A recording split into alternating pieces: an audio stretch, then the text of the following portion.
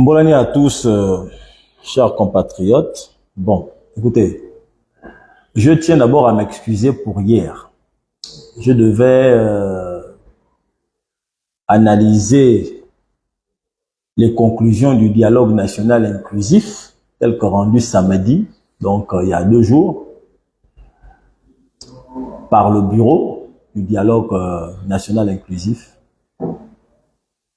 Mais vous savez que nous vivons dans un pays bizarre. Le nombre de coupures qu'il y a, il faisait nuit, il y a eu une coupure, il y a eu la pluie, il y a eu la coupure.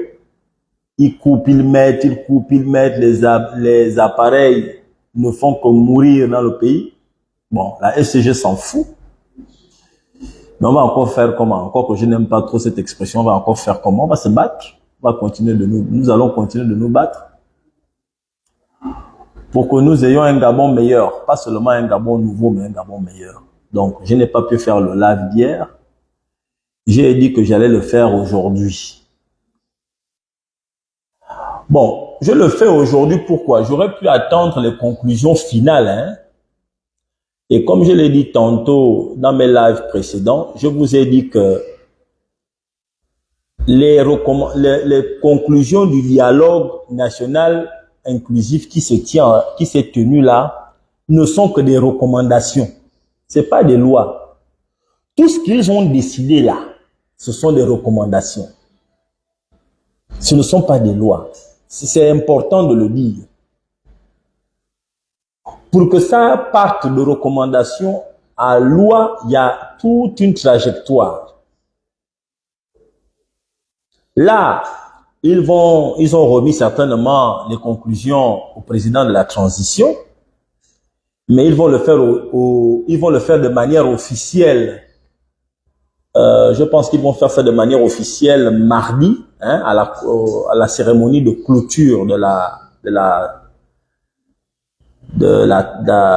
du dialogue.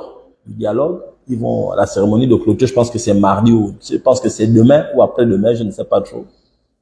À cette cérémonie de clôture là, officiellement, ils vont remettre le parchemin au président de la transition qui, lui, ira regarder avec les membres du CETRI et ils vont prendre ce qu'ils vont décider de prendre et ce qu'ils vont décider d'invalider. Ils vont invalider ça en disant politiquement que on n'efface pas, mais ça, nous allons appliquer ça après la transition tel que décrit par l'article 11.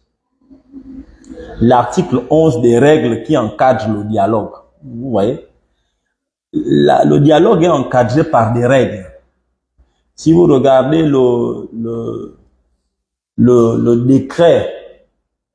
décret qui accompagne la convocation, le décret portant organisation et convocation du dialogue national, vous allez à l'article 11. Si vous regardez l'article 11 que j'ai devant mes yeux là, voilà l'article 11. L'article 11 dit, hein, l'article 11 dit ceci, je vais vous lire, hein, les conclusions du dialogue national inclusif ayant vocation à s'appliquer avant la fin de la transition doivent être conformes à la charte de la transition. Ça veut dire que si vous voulez que ce que vous avez décidé au dialogue là, qu'on applique ça avant la fin de la transition, il faut que toutes ces décisions-là soient conformes à la charte de la transition. Cet article 11-là va nous servir dans ce live que nous sommes en train de faire. Et je vais vous expliquer pourquoi. Bon, ceux qui ont pris soin de lire le titre qui accompagne ce live, vous avez remarqué que j'ai déjà donné mon verdict. Hein? Dans mon verdict, je dis que le dialogue national inclusif que nous venons d'organiser là, je dis nous, je m'inclus à l'intérieur parce que j'étais pour le dialogue. Je suis au regret de dire que, ayant lu avec beaucoup d'attention les conclusions du dialogue national inclusif, je suis au regret de dire que la démocratie a régressé. Vraiment, je vous le dis, hein, avec l'amour que j'ai pour vous, parce que je les attendais avec beaucoup d'impatience. La démocratie a régressé, vraiment. J'ai même envie de dire tout ça là, tout ce qu'on a organisé, tout ce qui a été mis en place, c'était pour ça là, pour ces conclusions là. Je m'attendais à plus. Je me suis dit, bon, j'étais dubitatif tout au long du dialogue. Je vous ai dit qu'en même temps, je encourage ceux qui sont allés au dialogue. Et j'ai dit en même temps, je reste dubitatif. Parce que il y a plusieurs expressions qui sont arrivées.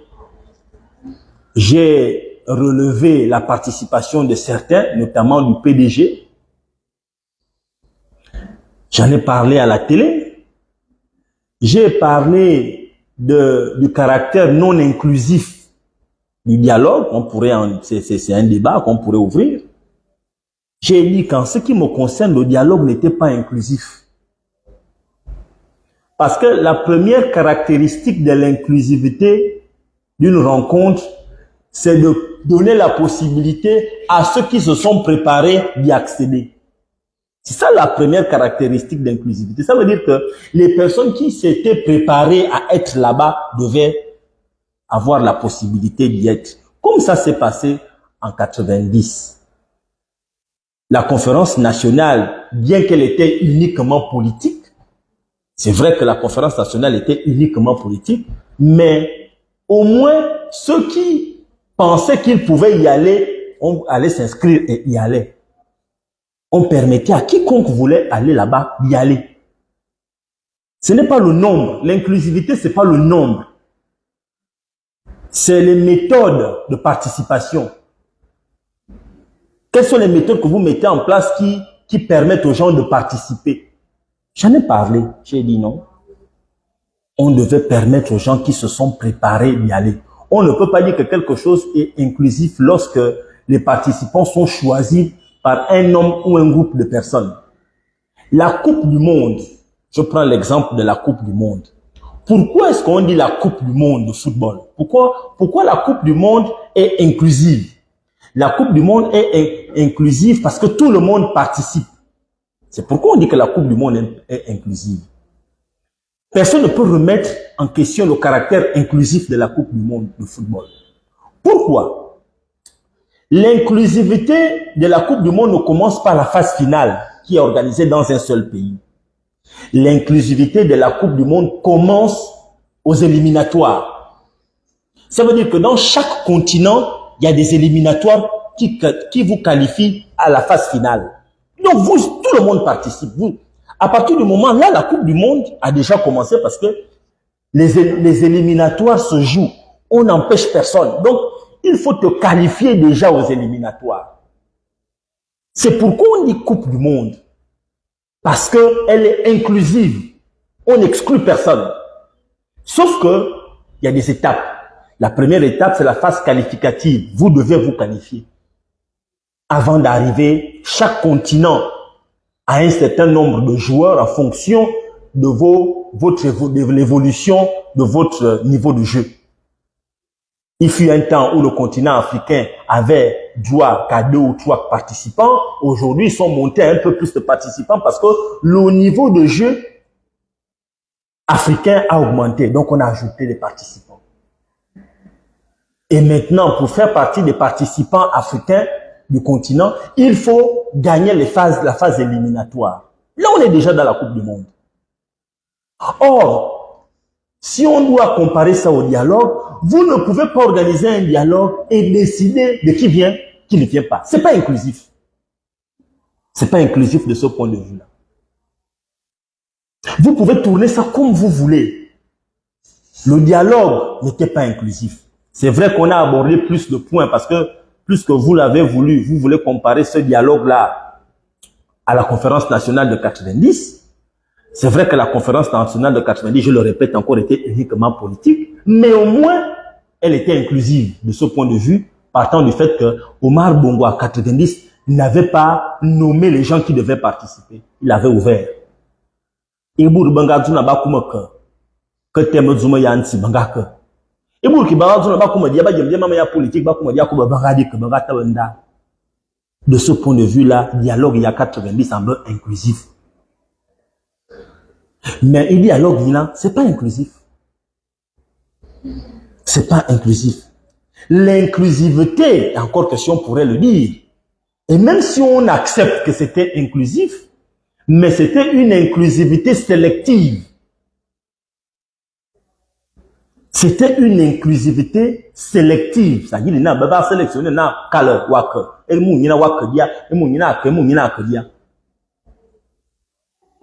il faut le mentionner. Il ne faut jamais oublier ça.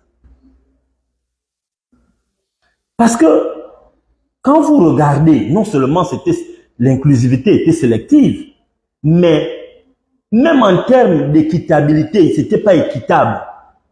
Les organisateurs se sont arrangés à être beaucoup plus nombreux que les autres qui n'avaient pas participé à l'organisation. Parce qu'on devait passer à des délibérations par vote. Parce que là, j'ai le règlement, depuis le début, j'ai le règlement intérieur du dialogue. Depuis le début, je l'ai. Voilà le règlement intérieur du dialogue. Je l'ai là. Il est ici. Allez-y lire le règlement intérieur du dialogue. Vous lisez les articles 43, 44. Vous allez même jusqu'à 47, où on parle de la discipline. Vous allez jusqu'à l'article 47. Je ne veux pas vous faire lecture de ces articles-là, mais vous allez où on va dans les plénières restreintes. Vous ne pouvez pas parler de tout le Gabon en mettant des restrictions. En 90, nous étions dans une période beaucoup plus sensible que celle dans laquelle nous sommes aujourd'hui. Je vais au départ vous dire qu'en 1990, on était au parti unique. Il y avait plus de tensions dans le Gabon que ce que nous vivons là. Les mentalités de cette époque-là étaient moins évoluées, moins démocratiques que les mentalités que les gens ont aujourd'hui là. On parle d'une période où on tuait les gens au poteau. Quand vous n'êtes pas d'accord, quand le pouvoir n'est pas d'accord avec vous, vous commettez un acte grave. Moi, je me rappelle, j'étais tout jeune. On tuait les gens au poteau, au Gabon, ici, au bord de mer. Voilà l'époque dans laquelle nos papas étaient. On amenait moi je me rappelle, c'était à 19h, entre 19h et 20h, soit un peu avant le journal ou après le journal. C'était là, au bord de mer. J'avais regardé ça à la télé. Voilà l'époque que nos parents, nos papas qui ont écrit la constitution qu'on utilise là. C'est cette époque-là dans laquelle ils étaient. Mais la conférence nationale était en direct à la télé, malgré le caractère hostile de l'époque. Tout ce qui avait été dit à cette époque-là était en live à la télé. Il n'y avait rien de restreint. Les travaux, les rendus, tout était en vidéo à la télé. Tout était à la télé. On voyait les interventions des uns et des autres. À la télé, on savait qui avait dit quoi, qui faisait quoi. On avait vu ça à la télé. Comment on parle de plus de 30 ans plus tard? Plus de 30 ans plus tard, on met des restrictions. Pourquoi les restrictions? On a peur de qui? Vous avez peur de qui en fait? Qui ne connaît pas qui? On ne peut pas parler, oh, on est dans la démocratie. Mais la démocratie, on doit voir. Quand vous regardez en France, il y a une chaîne spéciale où vous pouvez vous connecter et vous voyez tout ce qui se passe à l'Assemblée nationale. Vous vous connectez le matin, tout ce qui se passe à l'Assemblée nationale, et les Gabonais voient. Vous ne pouvez pas dire que les Gabonais ont donné 38 000 contributions. Mais on veut, les gars qui ont contribué là, veulent voir ce qui est en train d'être dit. Comment c'est traité. Les 38 000 contributions qu'il y a eu, parce que nous avons commencé le dialogue avec 38 000 contributions. Et nous avons terminé le dialogue avec plus de 40 000 contributions. étant donné que pendant le dialogue, les contributions continuaient d'arriver dans les commissions et les sous-commissions. Ils ont laissé ouvert, ce qui est une bonne chose. C'est une bonne chose parce que ça veut dire que même pendant les travaux, les Gabonais pouvaient continuer d'emmener des contributions, d'apporter des contributions. Et je peux même dire que les contributions auraient été encore plus efficaces si on avait en continu les travaux des commissions et des sous-commissions. On devait avoir des contributions beaucoup plus élaborées, beaucoup plus directes et spécifiques. Vous avez voulu nous montrer des images orientées, des vidéos orientées pour nous montrer ce qui se passait là-bas, des points de vue orientés, pas trop de... On voulait tout ça contribue à la démocratie. La démocratie, c'est pas seulement quand les choses vont de votre côté. La démocratie, c'est aussi écouter les points qui sont différents des vôtres. C'est ça la démocratie. La démocratie ne peut pas se réduire à faire votre jeu. Le jeu démocratique, c'est de prendre l'assertion et la contradiction. C'est ça le jeu démocratique. L'assertion, la contradiction. Et les gens, le peuple est là au milieu pour juger. Parce que même celui qui n'est pas d'accord avec vous contribue. Parce qu'il amène une autre façon de voir les choses. C'est extrêmement important de ce point de vue-là. Donc, moi j'ai dit, le dialogue, je suis au regret de vous le dire, il n'était pas inclusif. Si on regarde en termes d'inclusivité, ce n'est pas le nombre de personnes. J'ai entendu la ministre de la communication, lorsqu'elle répondait à une radio de la place, que le dialogue était inclusif. Et elle a comparé avec le dialogue, la conférence nationale de 90, que, oh, il y avait pas, on avait tant de personnes, il n'était que politique. Oui, il était certainement politique. Mais c'est pas le nombre de personnes. C'est que les gens qui étaient là-bas, même si le nombre était inférieur à celui du dialogue actuel, les gens qui étaient là-bas, c'était des gens qui étaient partis de leur propre volonté. Omar Bongo n'avait pas sorti un décret portant nomination des gens qui vont participer à la conférence de 90. Jamais. Parce que le Gabon, c'est pour toi. La population de l'époque n'était pas celle qu'il y a aujourd'hui en 2024. Et les gens partaient parce qu'ils pensaient qu'ils avaient quelque chose à dire en 90. Or, à partir du moment où tu sélectionnes les gens, tu réduis la démocratie. À partir du moment où tu sélectionnes qui va, tu réduis la démocratie. Parce que des fois, les gens que tu sélectionnes, basant sur quels critères, je ne sais pas, ne sont pas forcément préparés à y aller. La preuve, c'est les résultats. Aujourd'hui, on voit les résultats. J'ai envie de dire que vous-même, quand vous regardez les résultats, vous-même, quand vous les lisez, on est content. Par les boulettes, c'est ça les résultats. Nous avons lu.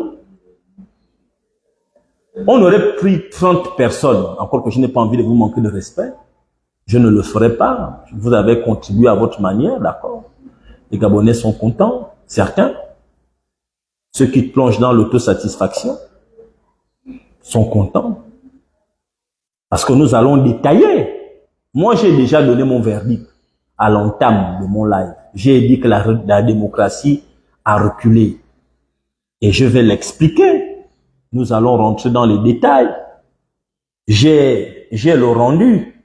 C'est quelque part là. J'ai votre rendu là. Du dialogue. Voilà votre rendu. Le rendu, il est là. Le rendu, voilà le rendu que j'ai tiré à la machine. J'ai le rendu ici. C'est vrai qu'il y a des points qu'on pourrait noter, on pourrait dire, bon, ok, mais ces points-là, j'ai envie de dire que près de 700 personnes se sont mobilisées pour sortir la plupart des choses qui sont là-dedans, mais ce sont des choses qu'on connaissait. Ce sont des choses qu'on connaissait. On va voir ce qui va être retenu. Bon, à part ce qu'on connaissait, Ce qu'on connaissait, hein, où on n'a plus besoin, je ne sais pas s'il faille revenir sur ce qu'on connaissait, parce que les points sont là. Je vais prendre comme ça de manière ramasser certains points que j'estime qu'on connaissait. Interdire dans le cadre, au titre de la thématique réforme et organisation de l'État, interdire l'utilisation des ressources publiques à des fins partisanes. On en parle tous les jours. Développer une administration numérique pour une meilleure accessibilité aux services publics. Mais ça, là, on en parle. On en parle tous les jours. Régulariser toutes les situations administratives. Mais on en parle. Je veux dire qu'on a développé on a mis en place 7 milliards, 5 ou 7 milliards de francs CFA pour aller dire des choses que tout le monde connaissait déjà.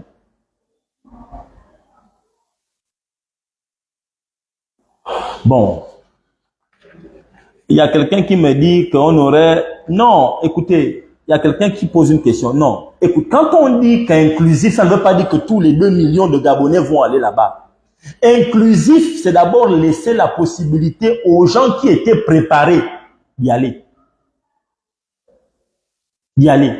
Quand vous allez dans une église et qu'on donne la communion, la Sainte Seine, quand on donne la Sainte Seine à l'église, est-ce qu'on dit à quelqu'un que toi tu ne prends pas? On dit ceux qui sont baptisés, ceux qui sont prêts, préparés, c'est-à-dire que même si tu es baptisé, si tu n'étais pas préparé à recevoir la Sainte Seine, tu ne prends pas. Est-ce qu'on met des restrictions? On dit ceux qui sont préparés, vous vous levez, vous allez prendre la Sainte Seine. C'est la même chose. Mais à partir du moment où tu dis, toi tu pars, toi tu ne pars pas, là tu réduis. Il y a des gens qui étaient préparés pour y aller. Cela n'était pas là-bas. Inclusif ne veut pas dire que tous les Gabonais iront. C'est pas ce que ça veut dire. C'est comme quand il y a un match de football. Vous laissez les gens y aller, mais est-ce que tous les Gabonais vont au stade? Il y a des gens qui estiment que non, moi je préfère regarder le stade, je préfère regarder le match à la télé. Il y en a qui estiment que le stade ne m'intéresse pas. Mais ce qui est sûr, c'est que les gens qui veulent aller au stade partent au stade. Parce qu'ils veulent y aller. Bon, imagine que le C-Tri, il y a un match de football, le C-Tri décide de qui part au stade. C'est eux qui décident que toi tu pars au stade, toi tu ne pars pas, toi tu pars, toi tu ne pars pas. Est-ce qu'on va dire que c'est inclusif? Mais quand l'équipe nationale joue au stade, ceux qui veulent aller vont. Maintenant, il arrive aussi que tu décides d'aller au stade, mais au moment où tu vas, tu n'as plus de place. Mais on ne t'a pas dit de ne pas y aller. Il arrive que tu veux aller au stade regarder le match, mais quand tu arrives au portail, on te dit il n'y a plus de place. Tu ne peux plus rentrer. Est-ce que tu vois ce que je veux dire? Est-ce que vous voyez la différence? C'est différent de dire, bon, c'est différent. Bref. Alors, vous avez fait le dialogue, soit commission, économie, sociale et politique. 12 sous-commissions. 12, il y avait 12 sous-commissions. On ne va pas les citer. Là, social, vous avez mis le sport et machin social, ainsi de suite. Bon, bref. Je pense que la commission la plus technique, hein, qui a des termes assez spécifiques, c'était la commission économique. Même si on pourrait aussi en parler. La commission économique avait là-bas, il fallait des personnes qui ont des connaissances dans ce domaine. Mais ce qui nous intéresse dans le contexte actuel, étant donné du fait que nous sommes dans une situation exceptionnelle, nous sommes gérés par un régime exceptionnel qui est passé par un coup d'État, c'est une période de transition, et pour qu'ils remettent le pouvoir, ils doivent assainir les règles dans ce sens-là, parce qu'il faut que le CTRI assainisse les règles qui vont encadrer la fin de la transition. Il faut assainir ces règles. Il faut mettre en place une constitution qui va nous permettre de continuer après la transition. C'est ça. On devait voir les bases de la prochaine constitution. On devait avoir les bases de beaucoup d'autres choses, comme par exemple le découpage électoral. On devait savoir la question sur la constitution. Voilà les endroits. Nous avons vécu Mborancho, on ne veut plus une autre personne comme Mborancho. Voilà les choses qu'on devait aller voir, vérifier là-bas. Nous connaissons ce qui embête les Gabonais. Pourquoi les gens meurent pendant les élections? Parce que celui qui a perdu ne veut pas reconnaître qu'il a perdu. Parce que les gens veulent tricher pendant les élections. Voilà les problèmes que les Gabonais ont. Tu n'es pas élu, tu veux que, parce que ton parti t'a adoubé, il faut que tu gagnes parce que ton parti qui t'a adoubé, c'est le parti qui est au pouvoir. Voilà les problèmes que les Gabonais vivent. Il fallait accentuer ça. La triche pendant les élections. Mettre certains critères. Or, quand vous allez dans ce que j'ai vu là, attendez, nous allons en parler. Souveraineté nationale. Bon, encore que auditer tous les accords de coopération, c'est une bonne chose. Mais on met quoi là-dedans? Quand on dit tous les accords de coopération, comment on audite? Réserver les hautes fonctions administratives aux Gabonais de souche. Bon, qu'est-ce qu'on entend par Gabonais de souche? Quand on dit hautes fonctions administratives, ce sont lesquelles? Il faut les citer. Je pense qu'il aurait été mieux de citer ce qu'on entend par hautes fonctions administratives. Il aurait été judicieux de les citer. Beaucoup plus explicite de citer les fonctions dont il est question. Il y a eu beaucoup de choses qui ont été distillées par vous lors des conclusions sans... Il fallait aller dans les détails. Il fallait aller dans les détails. Parce qu'on vous dit réserver les hautes fonctions administratives aux Gabonais de souche. C'est bon, hein? C'est bon à entendre. Mais il faut d'abord définir qu'est-ce qui est haute fonction administrative et qu'est-ce qui n'est pas haute fonction administrative. Qu'est-ce qu'on considère comme étant une haute fonction administrative et qu'est-ce qu'on considère comme étant une voilà. Est-ce que quelqu'un peut estimer que chef de service, quand tu es chef de service d'une administration, c'est une haute fonction administrative. Ça commence où? À chef de service? Ça commence à quel niveau? Haute fonction. Est-ce que c'est directeur général adjoint? Il faut qu'on sache. Est-ce que là, vous parlez des fonctions, enfin, il faut nous dire. Des fonctions administratives. Quand on dit fonction administrative, c'est dans le public, dans le privé, dans le parapublic. Parce que dans certaines entreprises privées, l'État décide de qui est directeur général adjoint. Je vous prends un exemple. Il y a des compagnies qui sont privées, qui viennent s'installer au Gabon, qui signent des conventions avec le pouvoir. Ils disent non, nous on veut exploiter par exemple le bois. On vous dit d'accord, vous exploitez le bois, mais nous on veut certaines fonctions dans votre administration.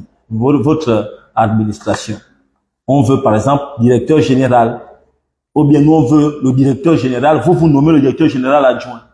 On veut rentrer dans votre conseil d'administration. Et là, on les nomme. Est-ce que ça rentre dans ce que vous dites? Il faut dire, bon, moi je sais pas, mais nous on aurait aimé, moi j'aurais aimé avoir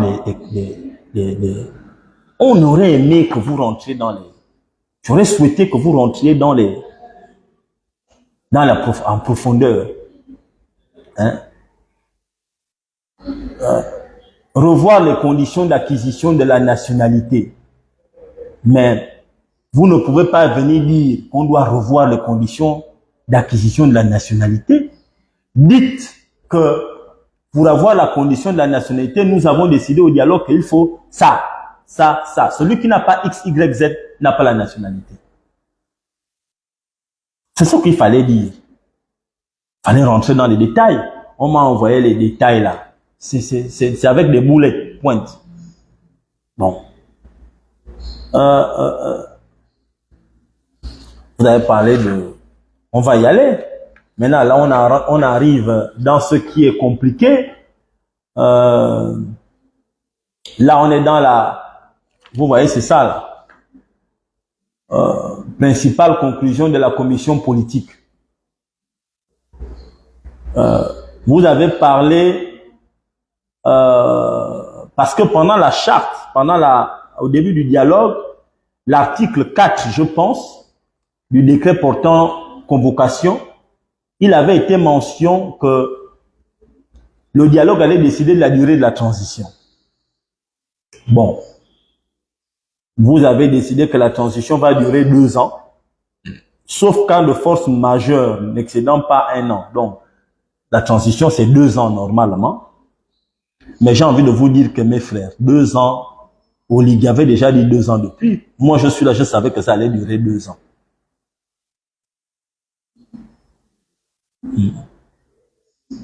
Moi, je savais que ça allait être 2 ans depuis. Oligui a dit 2 ans partout où il est passé. Et je tiens à vous préciser que le CTRI, c'est pas Oligui Nguema seul. Hein. Le CTRI, c'est Oligui Nguema avec d'autres gens. Je vous ai posé la question 100 fois. J'ai posé la question aux Gabonais 100 fois. Que le coup d'État que vous avez vu là, que nous appelons coup de libération, je vous ai posé la question que, est-ce que vous vous êtes déjà posé la question qui était dedans et qui n'était pas dedans? Les pédégistes, parmi les pédégistes, quel est le pédégiste qui était dedans et qui n'était pas dedans? Dans l'opposition, quels sont les membres de l'opposition qui étaient dedans et qui n'étaient pas dedans? Dans la communauté internationale, quels sont les membres de la communauté internationale qui étaient dedans et qui n'étaient pas dedans? Je vous ai posé la question. Et à partir de là, vous allez comprendre dans quoi nous sommes. Vous avez vu quand on lisait le rapport, non? Le rapport. Quand on lisait le rapport général à Ngonje. Vous n'avez pas été frappé qu'il y avait beaucoup de Mintanga. Les Mintanga étaient assis là, en train d'écouter.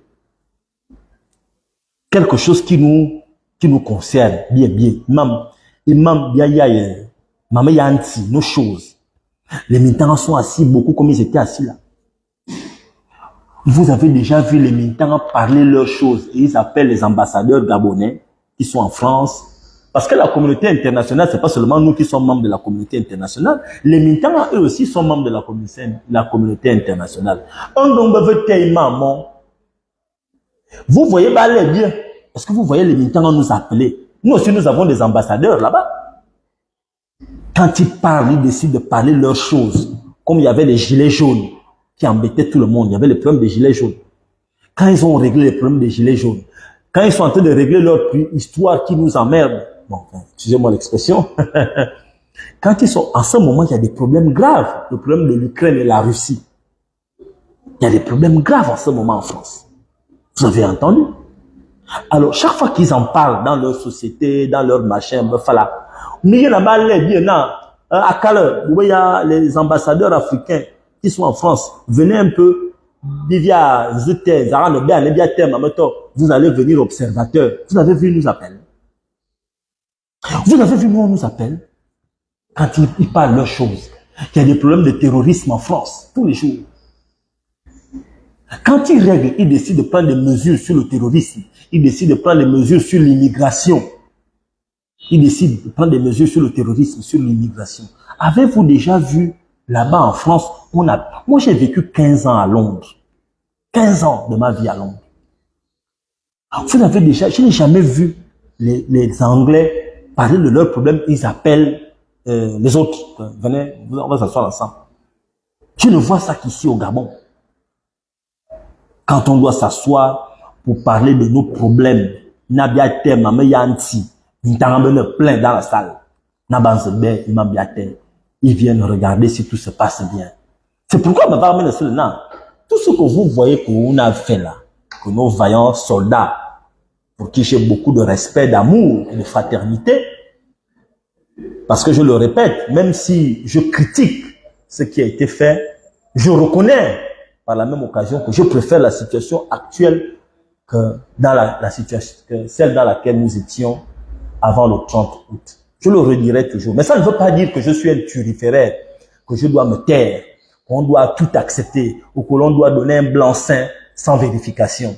Non. Un grand membre se dit en vert. Moi, je suis un intellectuel. Quand les choses ne sont pas bonnes, je prends, je lis, je regarde, je fais des analyses. Dans la bio, voilà, se dit en vert. Il y a des bons mamans là. Et c'est pourquoi je suis au regret de vous dire que non, ce que vous avez sorti, c'est pas, je suis insatisfait. Pas seulement moi, hein, d'autres sont insatisfaits. La démocratie a reculé. Vous avez choisi, vous avez décidé dans le rapport final, dans les recommandations qui sont les vôtres, choisir un régime politique qui garantisse un meilleur fonctionnement des institutions de la République. À cet effet, les commissaires proposent de consacrer dans la future constitution un régime présidentiel. Bon, mes frères, on a commencé l'affaire là entre choisir entre un régime semi-présidentiel et un régime parlementaire. C'était ça qui était le débat. Nikou Yaval, vous êtes parti de ce débat-là entre régime semi-présidentiel et régime parlementaire pour venir atterrir au régime présidentiel. Attends, le régime présidentiel aussi a ceci de particulier, c'est de rendre le président extrêmement fort. Alors que nous avons déjà tellement souffert d'avoir un homme qui est fort. Ce sont les institutions qu'on devrait continuer à rendre forts, pas des hommes forts. Parce que c'est ça le régime présidentiel. Le régime présidentiel, c'est donner quasiment tous les pouvoirs au président. C'est ça le régime présidentiel. Le régime semi-présidentiel est hybride entre celui parlementaire et celui présidentiel. C'est ça le régime semi-présidentiel. Parce que le président est élu au suffrage universel direct, il met en place un gouvernement, il peut se retrouver en situation on appelle ça comment? Quand vous gérez le pouvoir à deux, là, comme ça s'est passé en France à une certaine époque. Le régime semi-présidentiel est celui qui convient, à mon niveau, au Gabon. Et celui que de nombreux pays dits démocratiques ont adopté. Où il y a une séparation des pouvoirs. C'est juste, les pouvoirs existent. Ça veut dire que ce sont des institutions qui existent. Vous avez le législatif, le judiciaire, l'exécutif qui sont séparés, mais qui sont des institutions. Voilà la période de la cohabitation. Vous avez qui sont séparés, mais qui sont des institutions, qui demeurent des institutions. Or, le régime présidentiel est un régime où c'est le président qui est puissant. Mais c'est ce que vous êtes allé faire là-bas. Je vous ai dit que le problème du Gabon, ce n'est pas les régimes. Le régime semi-présidentiel dans lequel nous étions n'était pas le problème. Le problème, c'était que le Gabon était dirigé par une bande de turiféraires, aussi bien sur le plan judiciaire, aussi bien sur le plan législatif, que sur le plan exécutif. Or, et ça faisait que, malgré cette séparation-là, le président de la République avait tous les pouvoirs. Il gérait tout. Il était chef suprême des forces majeures, chef suprême de ceci. Bon, il fallait renforcer l'institution, les institutions. Mais là, ce n'est pas ce que vous avez fait. Vous êtes allé donner tous les pouvoirs au chef de l'État. Tout. C'est ce que vous êtes allé faire. Pourquoi? Parce qu'on vous a nommé. Parce que vous n'êtes pas allé là-bas pour le Gabon. Vous êtes allé là-bas, vous là, pour aller chercher, chacun choisir sa petite position. Son positionnement. Parce qu'on vous a nommé. Vous savez, c'est ça la différence. C'est ça la différence entre 2024 et 90. En 1990, on n'avait nommé personne. Mourassa Ngake, il va s'inscrire une rente pour le Gabon. Or, vous ne saviez pas. votre nom apparaît par décret. Quand on te nomme, tu veux quoi? Tu vas faire quoi d'autre? C'est pourquoi je trouve ça bizarre. Vous êtes allé donner tous les pouvoirs. C'est fini. Vous pensez que c'est démocratique? La France, le régime français, c'est quoi? Mais c'est un régime semi-présidentiel. L'Allemagne, tous les pays là, la plupart des pays là, c'est semi-présidentiel. Le cas des États-Unis, c'est un cas à part, exceptionnel. Il y a combien de pays qui sont en régime présidentiel? La plupart des pays que vous prenez en référence comme démocratiques, la plupart des pays, c'est des régimes semi-présidentiels. Ce sont des régimes semi-présidentiels. Mais soyons sérieux. Hein?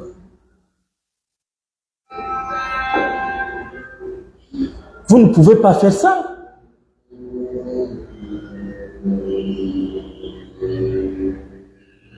Alors, moi, je vous dis que vraiment, je suis déçu.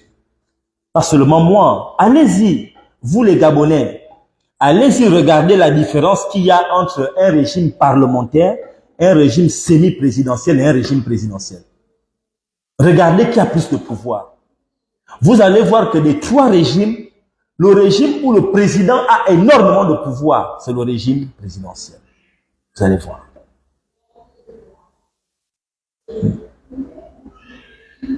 Allez-y regarder. Or, le régime semi-présidentiel fait que le président est obligé de chercher une majorité à l'Assemblée nationale. Il lui faut une majorité pour qu'il gère bien le pays. Il lui faut une majorité pour bien gérer le pays. Donc, les gens vont concourir là, mais à partir du moment où vous êtes régime présidentiel, le président n'a même plus besoin d'un premier ministre. Il n'a plus besoin de venir parler devant les députés.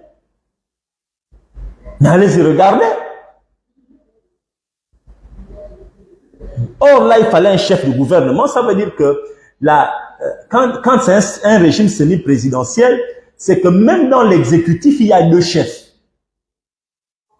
Je pense, sauf si je me trompe, dans le pouvoir exécutif, il n'y a que deux personnes qui peuvent faire des décrets. Il n'y a que deux. Il y a le président et le premier ministre. C'est eux qui peuvent faire des décrets. Les autres font des arrêtés. Bon, c'est deux chefs dans un gouvernement, dans l'exécutif.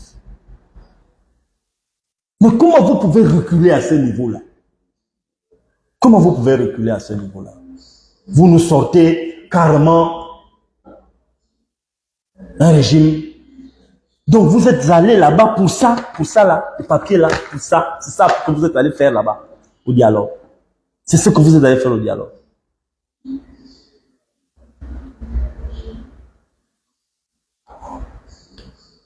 Alors, vous avez parlé, je laisse l'histoire de régime, vous allez parler de la suspension de tous les partis politiques jusqu'à la mise en place de nouvelles règles de création des partis politiques. Mais vous aussi, mes frères, ça c'est un recul de la démocratie. Vous dites suspendre tous les partis politiques jusqu'à la mise en place de nouvelles règles de création des partis politiques. Voilà votre recommandation. Comment pouvez-vous fixer la charte? Comment pouvez-vous fixer la transition à 2 ans? Partant du fait qu'on a déjà évacué 1 an. Nous sommes quasiment au portail de la dernière année, donc l'année électorale. C'est à cette année-là que vous dites qu'on doit suspendre tous les partis politiques. On doit les suspendre. Or, on vous dit en article que j'ai lu là, c'est où c'est l'article là?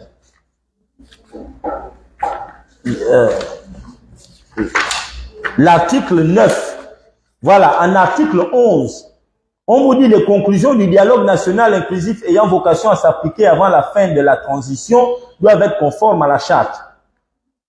Et qu'est-ce que la charte nous dit? La charte dit, à l'article 6, les partis politiques concourent à l'expression du suffrage. L'article 6 de la charte. L'article 9 de la charte nous dit tous les citoyens gabonais sont égaux en droit et en devoir. Ils sont égaux devant la loi sans aucune distinction. Ils sont électeurs et éligibles dans les conditions déterminées par la loi. Nous sommes quasiment à la veille. Nous sommes quasiment à la veille de l'élection. Les Gabonais ont le droit de se mettre ensemble en association. C'est écrit dans la Constitution de 91. J'ai oublié l'article. Les Gabonais ont le droit de se mettre ensemble en association. Les Gabonais, ils ont le droit. Vous ne pouvez pas interdire aux Gabonais de se mettre en association. Vous n'avez pas le droit de dissoudre des associations. Non seulement c'est discriminatoire, mais c'est anticonstitutionnel. Qu'est-ce que les partis politiques vous ont fait pour que vous alliez là-bas en Gontier, dire qu'on doit dissoudre les partis politiques?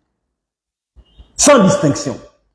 Les partis politiques, est-ce que ce sont les partis politiques qui ont détruit tout le Gabon là? Mais enfin, c'est pas possible, vous ne pouvez pas faire prendre des lois bizarres comme ça.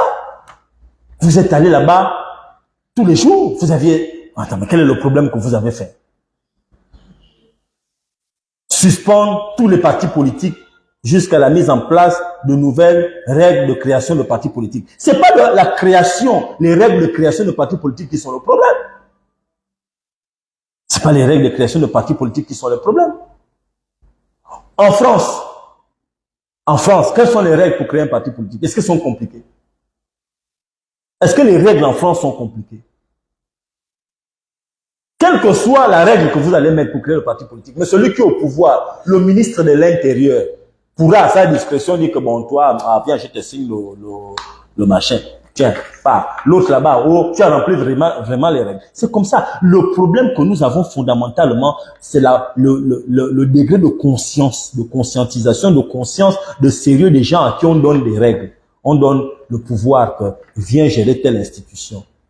Il faut que ce soit des personnes sérieuses qui aient un degré de maturité. C'est ça le problème du Gabon. C'est véritablement ça le problème du Gabon. Vous avez dit suspendre le PDG et les partis politiques alliés à ce parti et rendre inéligibles les principaux responsables pendant 3 ans. Bon. J'aimerais savoir comment vous allez... C'est pourquoi je vous ai dit rentrer dans les détails. C'est bien beau, hein? J'ai vu les gens applaudir. Papa. Bon. Je tiens à vous dire au passage que Oligui Nguema avait la possibilité lors du coup d'État, depuis qu'il est là, de suspendre le PDG. Pas de suspendre, de le dissoudre. Il avait la possibilité de le faire. Pourquoi ne l'a-t-il pas fait? Le CTRI avait la possibilité de dissoudre le PDG. J'ai demandé ça, qu'on dissout le parti. Et que l'on attaque les personnes qui étaient responsables des autres qu'il voulait faire. Il fallait déterminer le temps. Est-ce qu'on fait ça, on prend seulement depuis 2023, est-ce qu'on remonte en 2016, est-ce qu'on va jusqu'en 2009, on devait savoir les responsables. Des gens qui ont été partisans du désordre que nous avons vécu. Il fallait qu'on sache. Donc quand vous dites que les principaux suspendent le PDG et les partis politiques alliés à ce parti, bon, vous dites d'abord d'un côté on suspend tous les partis politiques jusqu'à la mise en place de nouvelles, après vous dites suspendre le PDG et les partis politiques de ce parti et rendre inéligibles ses principaux responsables pendant 3 ans. Bon, les principaux responsables du PDG, vous voulez qu'ils soient inéligibles pendant 3 ans. Mais la suspension du PDG là, elle est temporaire, elle est définitive, elle est comment? Suspendre comment? Basée sur quoi? Il faut nous expliquer. On base la suspension là sur quoi? Les PDGistes sont majoritaires à l'Assemblée nationale. Vous ne parlez pas de ça. Vous n'en parlez pas. Les PDGistes sont majoritaires au Sénat. Vous n'en parlez pas. Les PDGistes sont majoritaires au gouvernement. Vous n'en parlez pas. Vous ne dites rien là-bas. C'est là-bas qu'il faut déjà commencer par contester ça. C'est maintenant au dialogue que vous voulez parler des choses comme ça. Il faut parler avant. Pourquoi vous ne dites pas que moi, je ne touche pas mon salaire si les PDGistes ne quittent pas le gouvernement? Mais commencez depuis le début. Vous êtes ensemble. Il y a eu des raisons pour dissoudre le PDG, pour libérer les énergies, pour leur permettre d'aller dans d'autres, vaquer à d'autres occupations. Vous n'avez pas fait ça. Mais là, ça c'est chercher les problèmes. C'est une recommandation qui est discriminatoire, ce que vous êtes en train de faire. C'est discriminatoire. Ça c'est discriminatoire. Basé sur quoi? Vous venez supprimer les partis politiques basés sur quoi? Les PDGistes, il y a des militants du PDG qui n'ont pas fait quelque chose. Quand vous dites responsable du PDG, le responsable c'est qui et ce n'est pas qui? Qui était responsable? Il faut, quand vous prenez l'échelle de responsabilité, qu'est-ce que vous entendez par responsable? Est-ce que responsable par rapport aux élections? Est-ce que c'est ceux qui étaient responsables aux élections? Est-ce que c'est ceux qui avaient des postes au PDG à responsabilité? Si oui, qu'est-ce que vous entendez par poste à responsabilité au PDG? Est-ce que c'est le président du parti? Est-ce que ce sont les vice-présidents? Est-ce que c'est les secrétaires généraux? Est-ce que c'était les MBP, les membres du bureau politique? Parce que la MBP n'existe que dans le PDG. Tous les autres partis n'ont pas les MBP. La chaîne de responsabilité commence où et s'arrête où? Qui est dedans, qui n'est pas dedans? Moi, j'aurais aimé qu'on nous cite tout ça. C'est très flou. Vos recommandations sont floues. Non seulement elles sont quasiment presque anticonstitutionnelles, si on doit reprocher des choses au PDG, il y a la loi, la justice est là. Vous portez plainte au PDG et on décortique. Qu'est-ce qu'ils ont fait? C'est là où moi je pensais qu'on allait arriver. Mais on ne peut pas venir dire, oh, on supprime. Moi, je suis pour ça. Moi, je suis passé à la télé pour le dire, moi. J'ai dit, quand je suis allé à la télé, que je ne sais pas ce que les PDGistes viennent faire au dialogue. À partir du moment où les organisateurs ont décidé qu'on ne doit pas parler des problèmes de détournement de fonds, des problèmes de vol, de tricherie des élections, comme ils ont dit, les élections ont été tronquées. À partir du moment où vous dites que on ne doit pas parler des problèmes qui fâchent, à partir de cet instant, le PDGiste, ils n'ont rien à venir faire là parce qu'on ne peut pas leur poser les vraies questions. Donc, ils n'ont pas à être là. C'est ce que moi j'ai dit à la télé. Si on dit qu'on parle de tout, tous les problèmes qui fâchent, pour qu'on perce l'abcès, à partir du moment les PDGistes doivent être là. Il faut que les appeler. Il faut appeler les PDGistes. Parce qu'on va parler de tout. On parle. Pour définir les responsabilités. Qui a fait ça? Comme ça, on dit d'accord, les frangins. Pas pour tuer quelqu'un. Mais au moins, on en parle. Que à quelle heure tu as mal fait? Oui, j'ai mal fait. Je suis désolé. Toi aussi, tu avais mal fait. Tu avais mal fait quoi? Ça. Oui, d'accord, je suis désolé. Toi, il y a eu tel enfant qui... Oui, je suis désolé. On arrange les problèmes en famille. C'est ce que moi j'ai dit. Que si, à partir du moment où vous dites que on ne va pas parler des problèmes qui fâchent, à partir de cet instant, s'il vous plaît, les PDGistes, pour rester à la maison, nous on fait le dialogue. Parce qu'il y a des gens qui sont blessés. Des gens qui sont blessés. On va rester un peu comme ça, on mettra ça, on en parlera le moment venu. C'est ce que moi je suis allé dire à la télévision. J'ai dit ça à la télé. Je l'ai dit. Ce n'était pas méchant, c'était comme ça que moi je vois les choses. Bon, vous êtes allé là-bas avec beaucoup de PDGistes et vous dites que on doit suspendre tous les partis politiques, on doit suspendre le PDG. Mais pendant combien de temps? Il faudrait encore faire un autre dialogue pour maintenant déterminer le temps de la suspension. Pourquoi on doit suspendre tous les partis politiques? Alors que quand il y avait le désordre au Gabon, il y avait des associations de la société civile qui faisaient le désordre.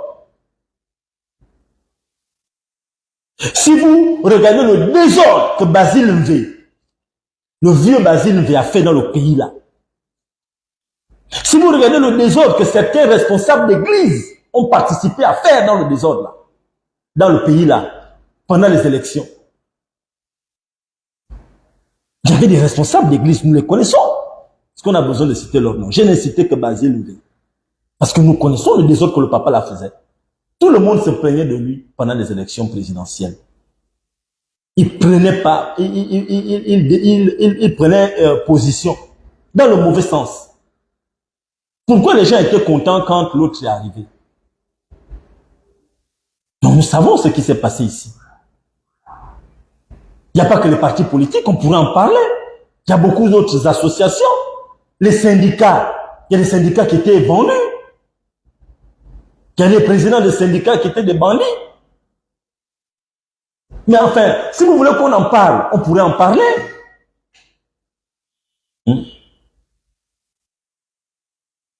On sait le désordre qu'il y a eu dans ce pays. On connaît le désordre qu'il y a eu dans le pays là. Je peux aller très loin dans ce sens-là. J'ai une banque de machins qui sont sortis. En France, là, à la maison, en France, j'ai des clés USB avec toutes les informations dedans.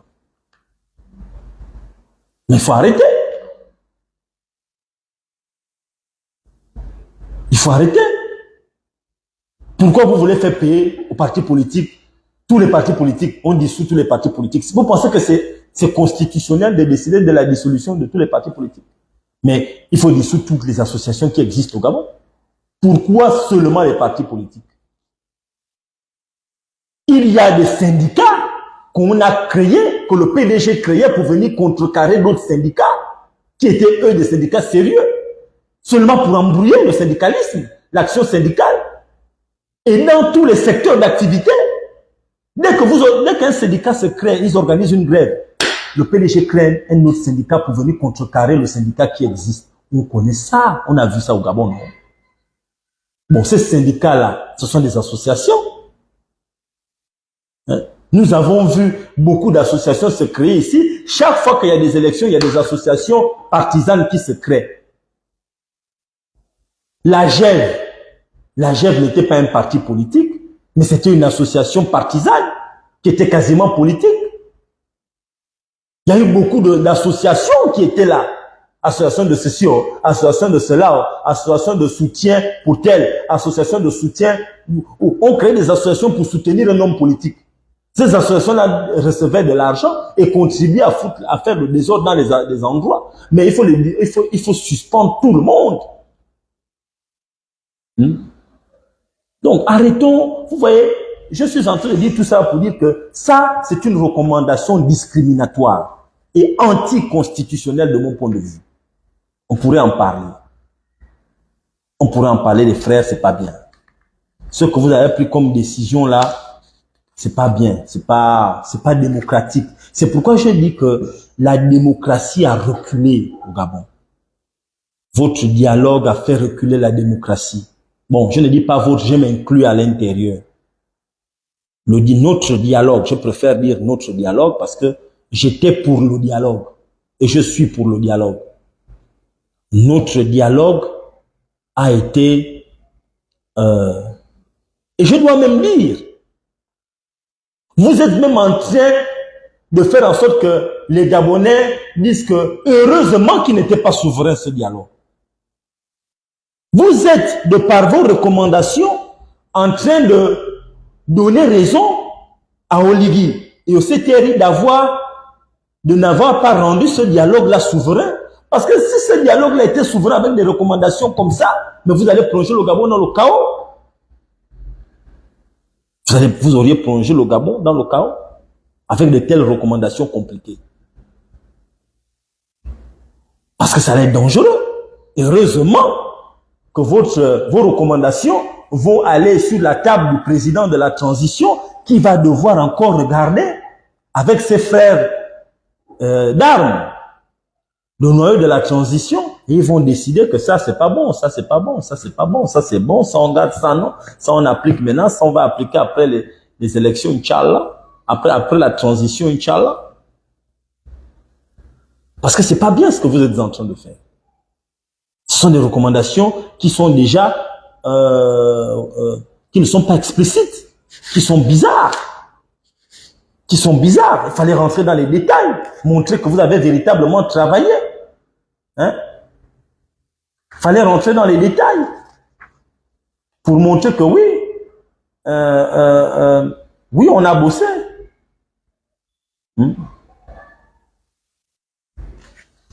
Pour que les gens disent que oui, les gars ont travaillé.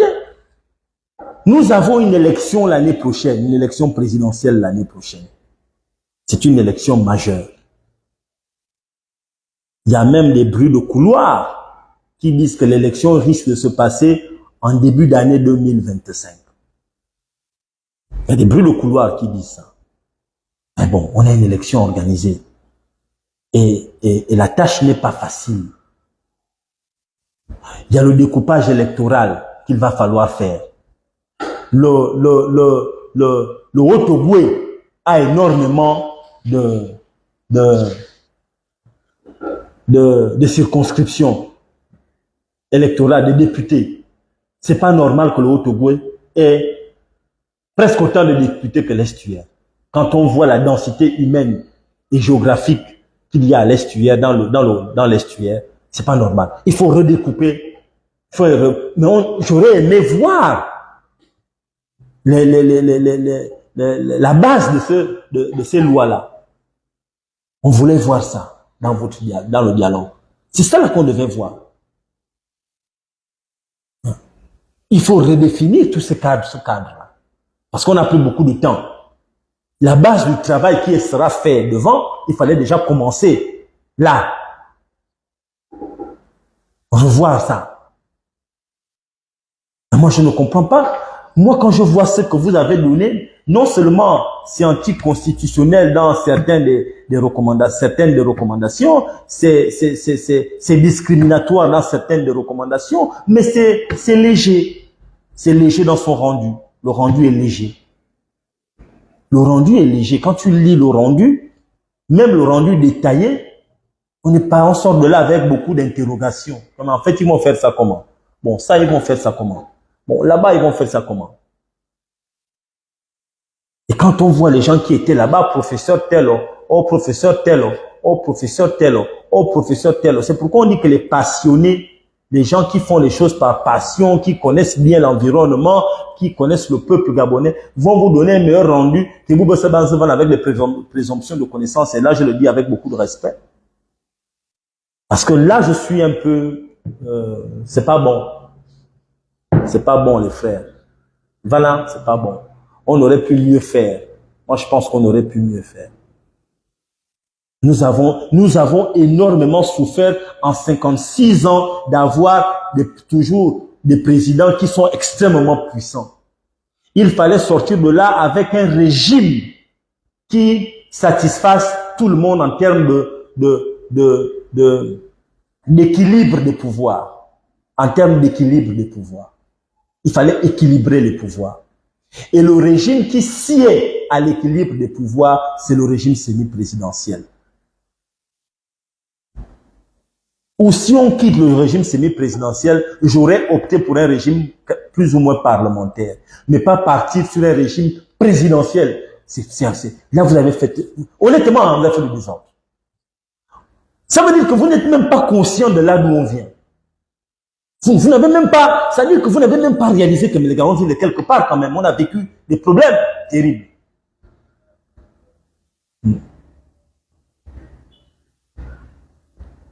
Ben mes frères, c'est pas sérieux.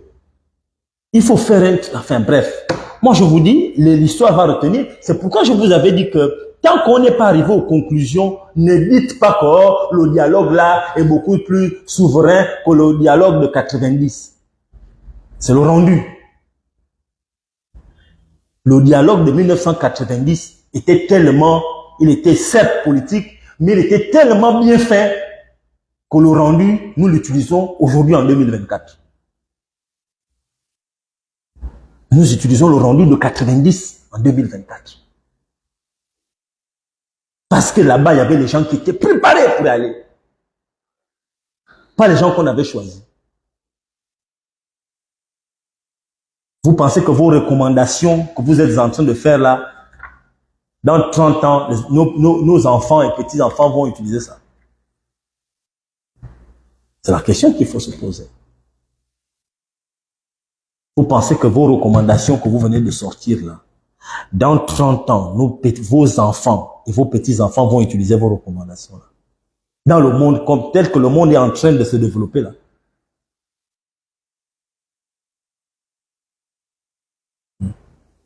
Vous êtes allé là-bas, enfin, je n'ai pas envie de vous parler mal parce que j'ai beaucoup de respect pour vous, mais honnêtement, c'est léger. Je suis au regret de vous dire que c'est léger. J'ai essayé d'appeler pas mal de personnes pour leur demander que, quand vous regardez le dialogue qui vient d'être fait là, si vous devez donner une note sur 10, il n'y a personne qui vous a donné même la moyenne.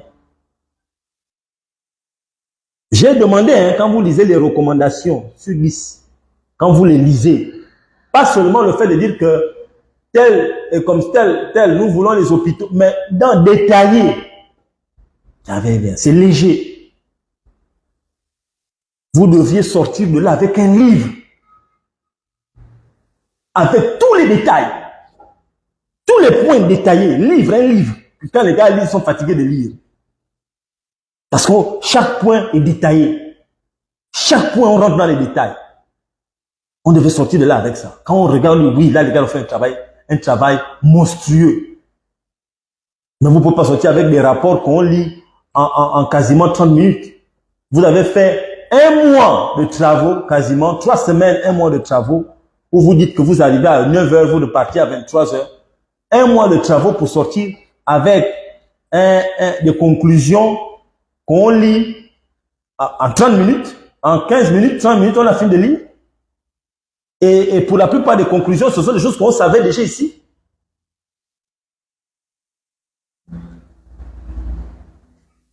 Qu'est-ce que vous avez dit qu'on ne savait pas? Il y a même des choses, des points que moi j'attendais. J'ai regardé, moi je suis un gars du sport. Je suis passionné par le sport. Et je connais le sport. Moi je le dis en humilité, c'est quasiment très bien.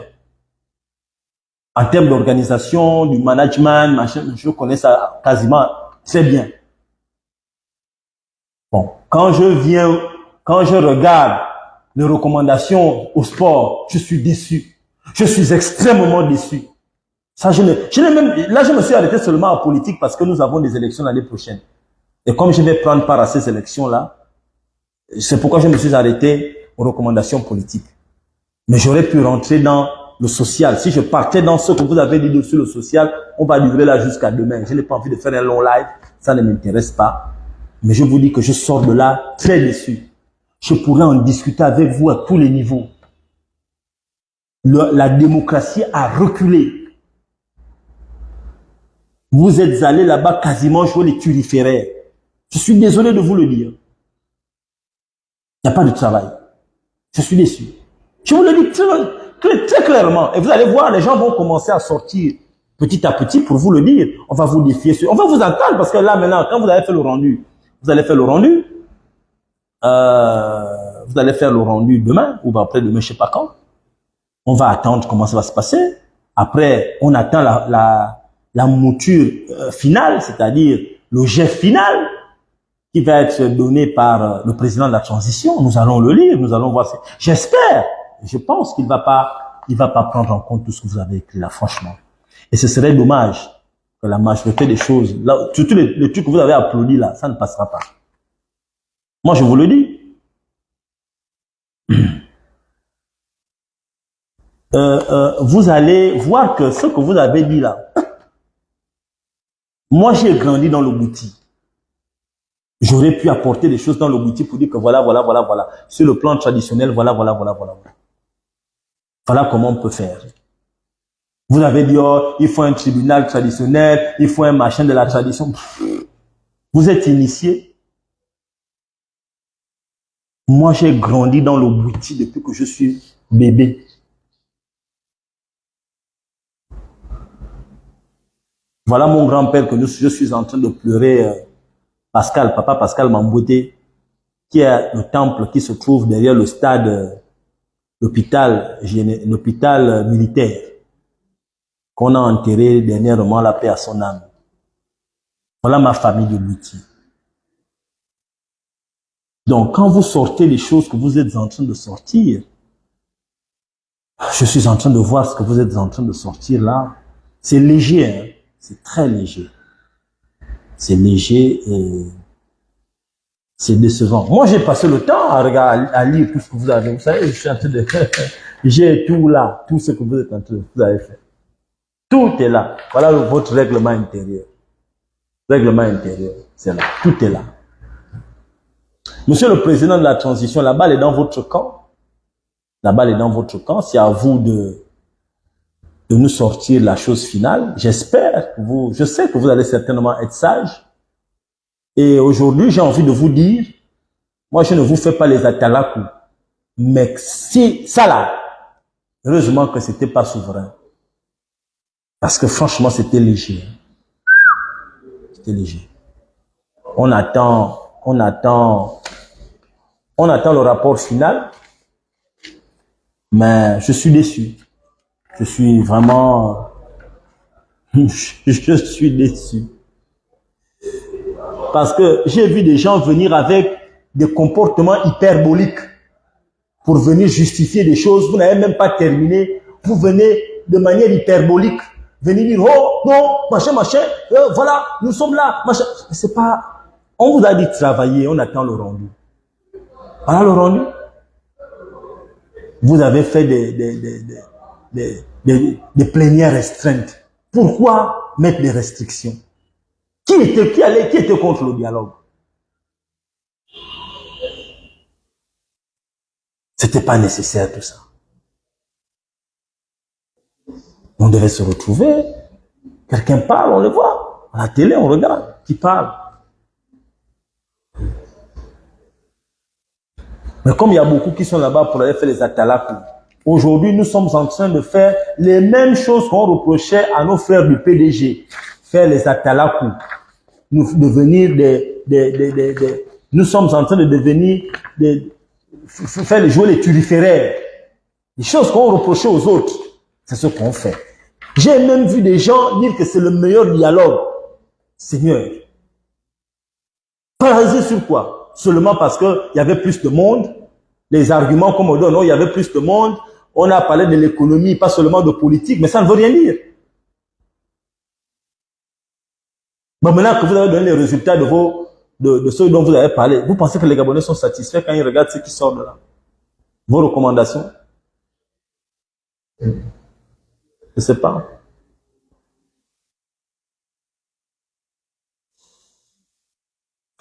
Moi, je ne sais pas. Moi, on attend la suite. Maintenant, le dialogue est terminé. On attend que le président nous sorte la version finale. Dans les jours, je ne sais pas, dans les semaines qui vont suivre, on va décortiquer la version. J'espère que nous serons beaucoup plus satisfaits. J'ai l'impression que le CTRI vous a eu.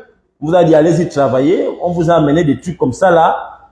Et aujourd'hui, ça vous a rendu impopulaire. Encore, j'ai envie de, je dis ça pour vous. Le CTRI vous a peut-être eu, hein. Si je regarde ce qui est sorti là, parce que là, ils vont nettoyer.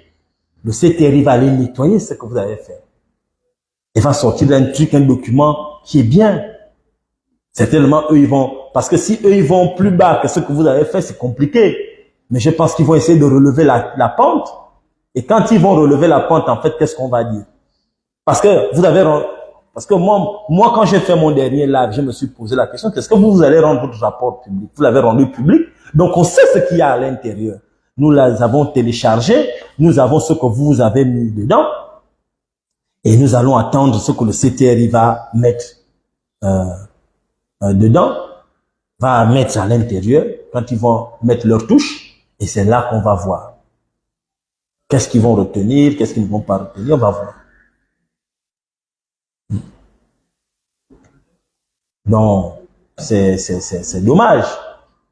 J'espère que vous savez ce que vous êtes en train de faire, mais à partir d'aujourd'hui, ne dites plus jamais que le dialogue, ne dites plus jamais que le dialogue DMI que vous venez de faire là est meilleur que celui de 90. Ne dites plus jamais ça. Plus jamais. Ne dites même pas ça.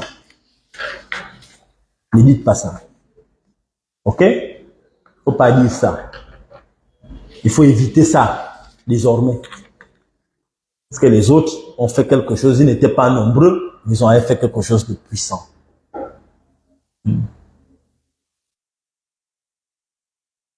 Donc, c'est ce que je voulais vous dire. Je suis déçu par le rendu. Je suis un peu déçu. Comme beaucoup de Gabonais, hein. Allez-y, vous-même, c'est vous qui étiez au dialogue, vous avez vu, vous passez maintenant le temps au quartier à faire des débats avec les gens. Que vous êtes allé faire ça, vous êtes allé faire ça, non, ça c'est pas bien ça, vous avez vu. Parce que vous en avez trop fait. Il fallait faire montre d'humilité, aller travailler et attendre les conclusions. On allait dire que, ah, là, il y a eu combien de conclusions. Parce que là, je ne suis même pas rentré dans les autres, les recommandations sur le plan social. Je pourrais rentrer là-bas. Je pouvais rentrer dedans. Pour dire que, mais enfin, voilà. Là, vous faites maintenant les débats avec les Gabonais. Les Gabonais sont déçus un peu, plus ou moins. Moi encore, je suis un peu, j'ai beaucoup de retenue, mais ce qui me rassure, et là je ne suis pas surpris, il y a une élection l'année prochaine, et sachez qu'on ne peut pas, à quasiment 1 an de l'élection, dissoudre les partis politiques, ou suspendre les partis politiques. C'est ridicule. Vous ne pouvez pas au dialogue décider que la transition dure 2 ans, et vous dites dans les 2 ans qu'on doit dissoudre les partis politiques sans donner une datation, sans donner les raisons, expliquer les raisons pourquoi on dissout tous les partis politiques. Soit disant que jusqu'à ce qu'on ait fixé les règles. Mais qui doit les fixer les règles? On les fixera quand? Chronologiquement, on les fixe à quel moment? Qui doit les fixer? Qui mettra l'institution ad hoc ou commission, je ne sais pas quoi, qui va remettre les règles? Est-ce que c'est en accord avec la charte de la transition? Ben, l'élection, c'est dans quelques mois. Et vous dites qu'on doit suspendre. Mais si on suspend, qui va se présenter? Ou bien, vous qui étiez au dialogue, vous voulez qu'Oligui Nguema se présente seul et qu'il n'y ait pas de parti politique. Est-ce que c'est ce que vous avez voulu?